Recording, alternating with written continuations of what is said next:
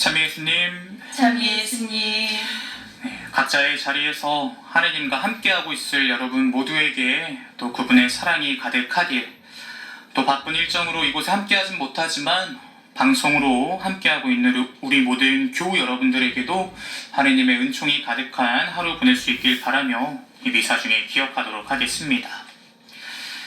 오늘은 아기 예수의 성녀 데레사 동정 학자 기념일입니다. 흔히 소아 데레사 성녀라고도 잘 알려져 있죠.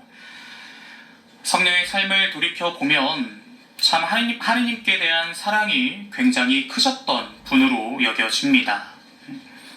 사실 성녀뿐만이 아니라 수많은 성인 성녀들이 모두 그러한 삶을 살다 가셨죠. 내가 원하는 것보다 하느님의 뜻을 먼저 생각하고 그분께 대한 순수한 사랑으로 그 힘든 고난과 시련들을 극복해 나가는 모습들을 보면 우리 그리스도인들도 남은 여생을 어떻게 살아가야 하는지, 또 어떠한 마음가짐으로 예수님 앞으로 걸어가야 하는지를 묵상해 볼 수 있을 것입니다.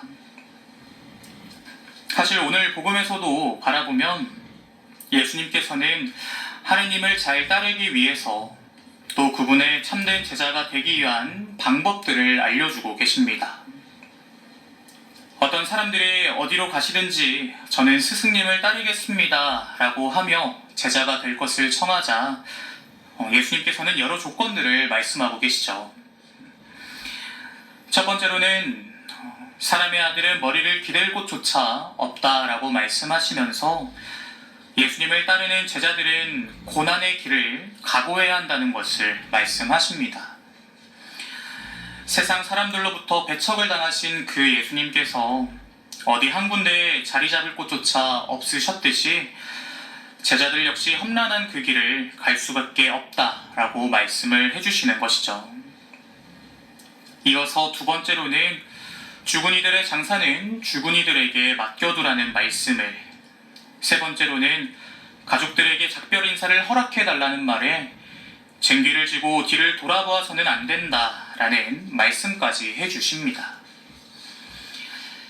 왜 이렇게 예수님께서는 사람의 일에 단호하라고 말씀을 하시며 최소한의 인간적인 예의마저도 지키지 못하게 하시는 것일까? 예수님께서 이렇게까지 말씀하신 것은 그 길이 쉬운 길이 아니라 어려운 길이기 때문에 그 길로 들어서게 되는 제자들을 준비시키고자 하기 위함이었습니다. 더 이상 스승 없이 살아갈 그들을 위해 흔들리지 말라고, 인간적인 것보다는 하느님의 것을, 육체적인 것보다는 영혼의 것에 더 중심을 두어야 한다는 것, 이것을 제자들에게 강조하고 싶으셨던 것이죠. 그러나 다들 처음에는 이 예수님의 말씀을 지키지 못하고 인간적인 것에 집착하는 모습을 보여주었습니다. 예를 들어 유다는 재물에 집착을 하였고 베드로는 목숨을 집착하다 보니 결국 예수님을 배반하는 길을 걸어가고 말았죠. 그분의 참된 제자가 되기 위해선 이와 반대로 언제 어디서든 나의 뜻이 아니라 하느님의 뜻을 우선으로 살아갈 줄 알아야 합니다. 하느님이 아니라 내가 우선이 된다면 그러한 삶은 하느님을 선택하지 못하게 만들 뿐이죠.